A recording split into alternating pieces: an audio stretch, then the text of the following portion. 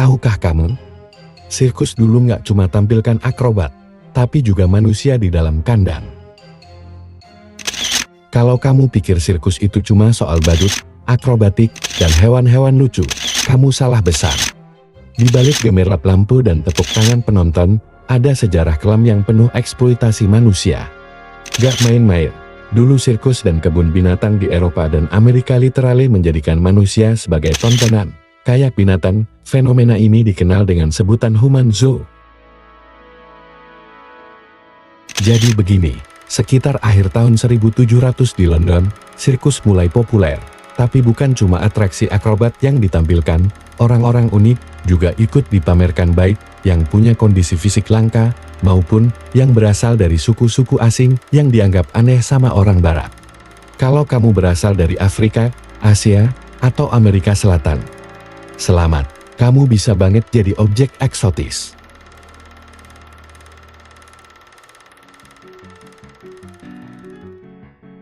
Salah satu pelaku utamanya adalah Karl Hagenbeck, pengusaha asal Jerman yang awalnya jualan hewan eksotis. Suatu hari, dia mikir, kenapa cuma hewan?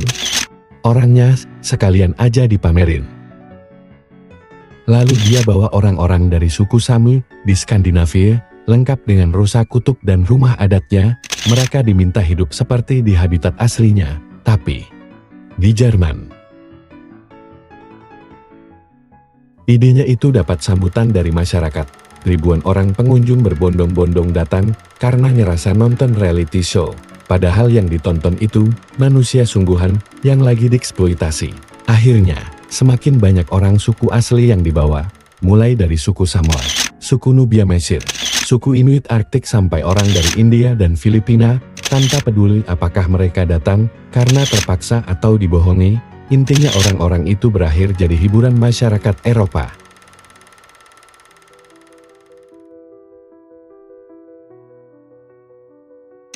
Salah satu kisah paling tragis datang dari Ota Benga, pria asal Kongo. Dia dibawa ke Amerika Serikat dengan janji manis bakal disekolahkan. Tapi ternyata, dia dipajang di kebun binatang Bronx, New York, dalam satu kandang bareng orangutan dan burung beo. Pertunjukannya diberi judul The Missing Link, yang menegaskan seolah-olah dia makhluk setengah manusia setengah hewan. Pendeta kulit hitam di Amerika Serikat protes keras, karena ini udah kelewat rasis. Tapi suara mereka kalah sama antusias penonton. Ota Benga terus dieksploitasi, sampai akhirnya memutuskan bundir di usia 32 tahun.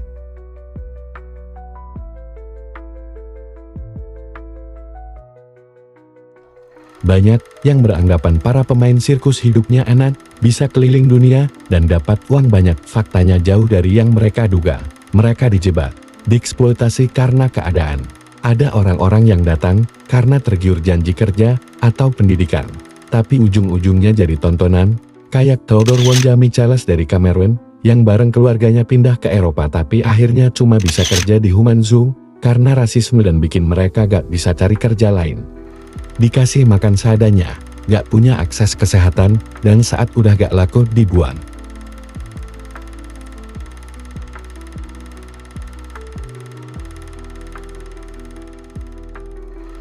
Selama ratusan tahun, hal-hal kayak gini dianggap normal.